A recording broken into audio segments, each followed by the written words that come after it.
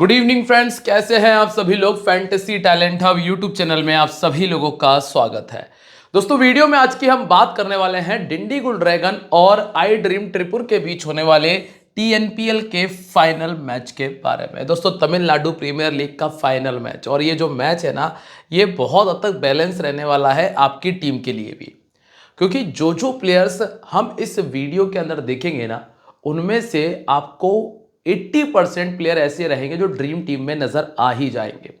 मैं आपको हर एक प्लेयर के बारे में बताऊंगा और टोटल मैं आपको 13 से 14 प्लेयर्स दूंगा। बस कितने? 13 से 14 प्लेयर्स, जिनके साथ में आप अगर गए ना, रोटेट करके ट्राई कर लोगे तो आपकी जीएल लगना बिल्कुल तय है।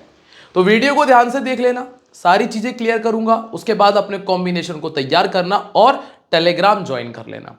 क्योंकि दोस्तों, टॉस के बाद कुछ बहुत सारी चीजें ऐसी होती हैं जो अपडेट की जाती हैं और जिनको मैं आपको टेलीग्राम पे बता देता हूं। तो अगर टेलीग्राम पे नहीं हो तो बस इतना करना है कि वीडियो के कमेंट में जाना, और जो पहला कमेंट है ना, वो आपको टेलीग्राम पर लेके चला जाएगा। उसमें पहला लिंक है और टेलीग्राम का लिंक है। इसके अलावा आप डिस्क्रिप्शन में जा सकते हैं, और डिस्क्रिप्शन में जाने के लिए आपको वीडियो के नाम पर क्लिक करोगे, नीचे बॉक्स खुलेगा और जो पहला लिंक है ना, वो टेलीग्राम का लिंक है। चलिए बात करते हैं सबसे पहले वेन्यू के बारे में। मैच होगा एनपीआर कॉलेज ग्राउंड डिंडीगुल में। इस मैदान के ऊपर जो अभी तक मैचेस खेले गए ना, उनमें एवरेज स्कोर लगभग 165 से लेकर 170 के बीच का हमने देखा है। पावर प्ले के अंदर आपको विकेट देखने मिले हैं, ये मैं आपको पहले भी कई बार बता चुका हूं। हालांकि यहां पे जो त्रिपुर की टीम है, इसके जो दोनों ओपनर्स है ना, उन्होंने लगभग ज्यादातर मैचेस में अच्छी बैटिंग की है। तो ऐसे में आपको दोनों ओपनर्स को मजबूरी में टीम में रख के चलना पड़ भी सकता है। अभी के लिए अगर आप देखें, चिपॉक ने 178 का स्कोर किया था। लास्ट मैच में मैंने आपको एन जगदीशन के बारे में बताया था, बंदे ने 81 किया था। मैं कोई भी चीज हवा में नहीं फेंकता, आप जाकर पिछला वीडियो उठाकर देख लो, आपको पता चल जाएगा कि हमने क्या बात की थी जगदीशन के बारे में। विमल कुमार 65 का स्कोर किया, ये नंबर 5 पर बैटिंग कर रहे थे। दोनों इनिंग्स में पावर प्ले में विकेट आए, जैसे यहां पर 2 आ गए थे, यहां पर 1 विकेट आया। फास्ट बॉलर्स को 5 और स्पिनर्स को 4 विकेट मिले। अब इस ग्राउंड की कहानी अगर मैं बहुत कम शब्दों में आपको बता दूं तो ये रही है कि पावर प्ले के अंदर लगभग हर मैच में विकेट आए हैं, कम से कम 1 से लेकर 2, मतलब 1 विकेट मिनिमम है और मैक्सिमम 2 विकेट पावर प्ले में हमने देखे हैं। और जब ऐसी स्थिति बनी है तो ये भी हमने देखा कि कुछ मैचेस में मिडिल ऑर्डर ने ज्यादा बेहतर स्कोर किया है। नॉर्मली हम टॉप ऑर्डर पर फोकस करते हैं, लेकिन यहां पर हुआ यह है कि मिडिल ऑर्डर के प्लेयर ने अच्छा स्कोर किया है। जैसे कि आप यहां पर देखें, ये तो खैर यहाँ पे वसीम अहमद और अश्विन ने स्कोर कर दिया था। यहाँ पे विमल कुमार, संजय यादव थे, यहाँ पे विमल और जगदीशन थे, और यहाँ पे बाबा अपराजित ने स्कोर किया। और जैसा कि मैं आई ड्रीम के बारे में बता रहा था कि इनके दोनों ओपनर अच्छा कर रहे हैं, और इसी वजह से अमित सात्विक का आप 57 यहाँ पे देख पा रहे हैं। और ये वो ग्राउंड है जहां पर फास्ट बॉलर को तो खैर नॉर्मली में विकेट मिल जाते हैं, लेकिन स्पिनर ने भी अच्छे विकेट निकाले हैं। हर एक मैच के अंदर आप देखेंगे टोटल 5 विकेट तक स्पिनर की कहानी गई है। मतलब 20 में से लगभग 5 विकेट ऐसे हैं जो स्पिनर ने निकाले। हालांकि 20 विकेट कहीं पर भी नहीं गिरे, जैसे कि यहाँ पे टोटल 13 विकेट गिरे थे, 13 में से 4 विकेट स्पिनर के थे। यहाँ पे टोटल 13 विकेट गिरे, जिसमें से 5 विकेट स्पिनर के थे। यहाँ पर 12 विकेट गिरे, जिसमें से 5 विकेट स्पिनर के थे। और यहाँ पर टोटल 15 विकेट गिरे, जिसमें से 5 विकेट स्पिनर के थे।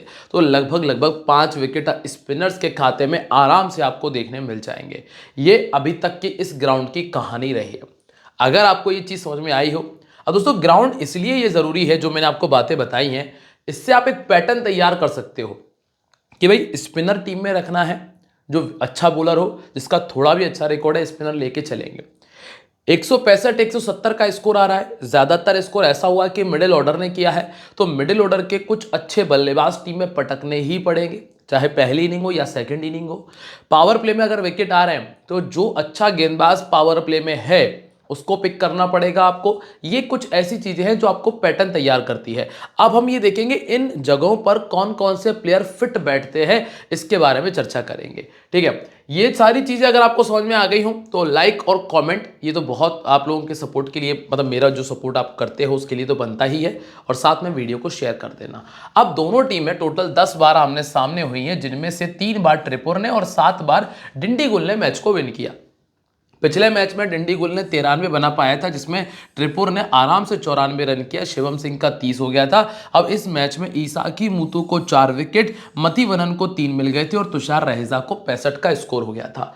दूसरी तरफ एक और मैच है जिसमें त्रिपुर ने 108 बनाया था और डिंडीगुल ने 112 किया।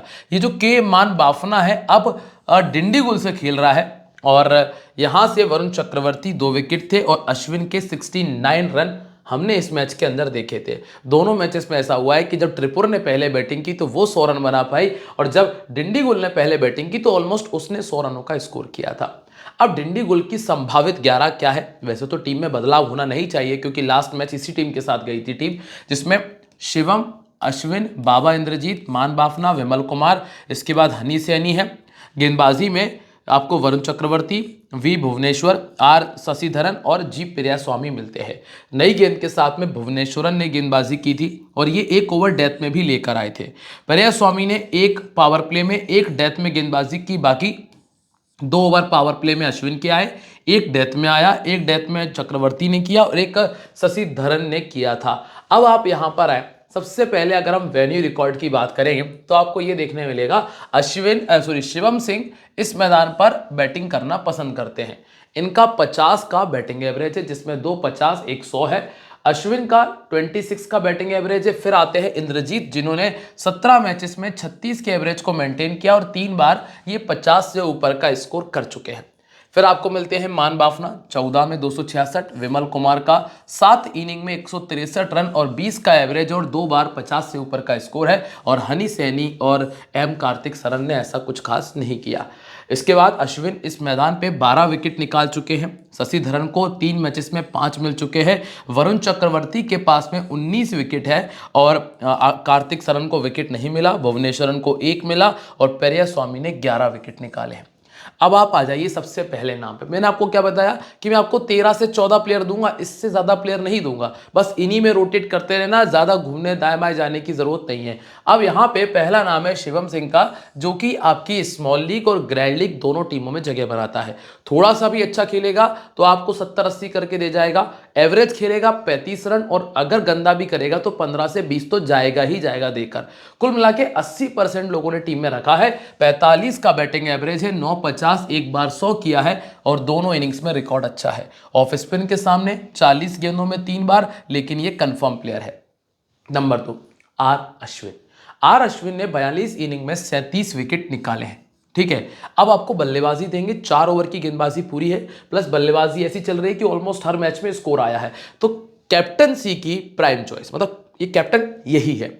आपको कैप्टन के लिए कहीं नहीं जाना। स्मॉल लीग में भी ग्रैंड लीग में भी ऑलमोस्ट आप इन्हीं को बना सकते हो। ठीक है, लेफ्ट आर्म मीडियम के सामने 2 बार आउट हुए हैं। यहाँ पे टी नटराजन है। अब बैटिंग से स्कोर के चांसेस थोड़े से कम हो जाएंगे क्योंकि नटराजन जो कि लेफ्ट आर्म बॉलर है वो इनके लिए परेशानी बढ़ाएंगे। तो मेन हमें डिपेंड करना पड़ेगा इनकी गेंदबाजी के ऊपर। अब अगर आप चाहो तो यहाँ पे चेंजेस कर सकते हो कैप्टन वाइस कैप्टनसी में।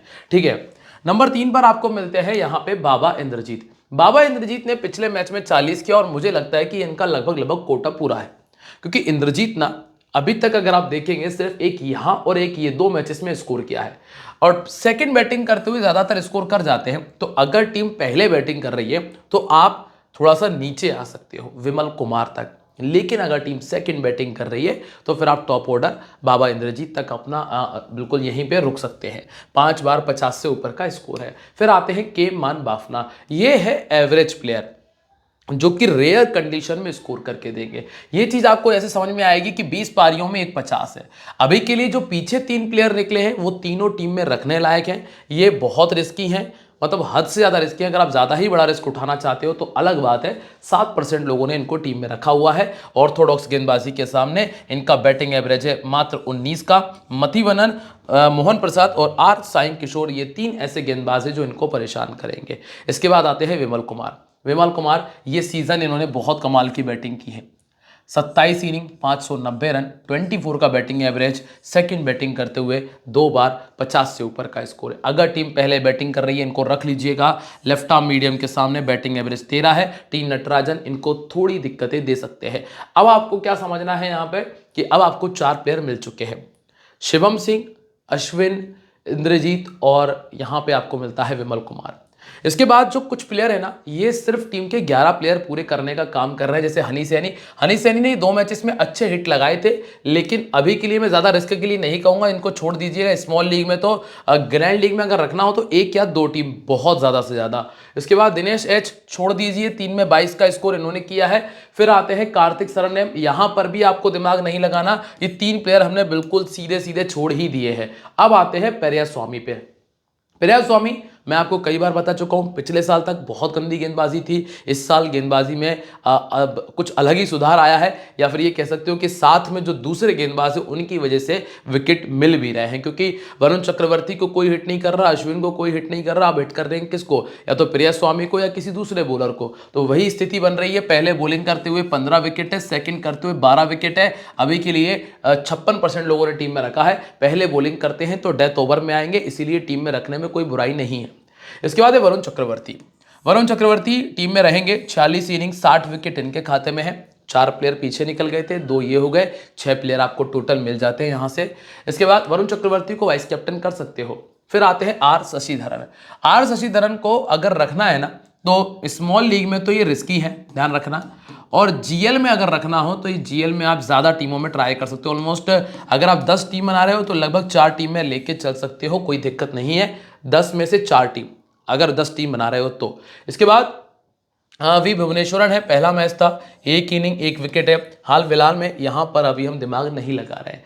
तो कुल मिला के 6 प्लेयर जो डिंडीगुल से हैं जिनको आप टीम में रख सकते हो। एक शशिधरन है जो कि 7वां प्लेयर होता है, लेकिन वो सिर्फ ज़्यादातर ग्रैंड लीग के लिए, स्मॉल लीग में ज़्यादा रिस्क है अगर देखना चाहते हो तो। इसके बाद अब हम आई ड्रीम के बारे में बात करते हैं।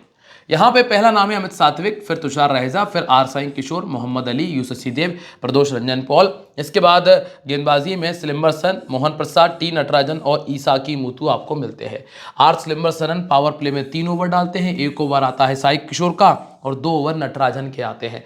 डेथ ओवर में आपको नटराजन और ईसाकी मुतु के ज़्यादा ओवर नजर आएंगे। अभी अगर ग्राउंड रिकॉर्ड की बात करें तो अमित सात्विक और तुषार रहेजा के बारे में मैंने आपको बताया, ये अभी की स्थिति में अच्छा खेल रहे हैं।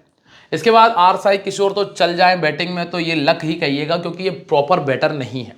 इसके बाद प्रदोष रंजन पॉल 14 का बैटिंग एवरेज है, मोहम्मद अली 11, यू शशिदेव का 28 और 350 है इनके पास में, और अनवोकर के पास में 3 रन है।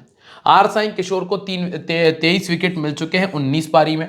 इसके बाद ईसाकू मुतु के पास में 4 विकेट्स है, स्लिम्बरसन के पास में 9 विकेट्स हैं, और मोहन प्रसाद के पास में 14, 17 में 10 और टी नटराजन के पास में 17 में 26 विकेट इस मैदान पर पहले भी आ चुके हैं। अब अमित सात्विक और तुषार रहेजा, ये 2 ऐसे प्लेयर हैं, ओपनर है, इसके बावजूद भी आपको लेके चलना पड़ेगा, जैसे शिवम सिंह और अश्विन है, क्योंकि हमें ये तो पता है कि पावर प्ले में 1 विकेट आएगा, लेकिन ये तय नहीं कर सकते कि किसका विकेट आएगा, क्योंकि दोनों लगभग इक्वल प्लेयर हैं।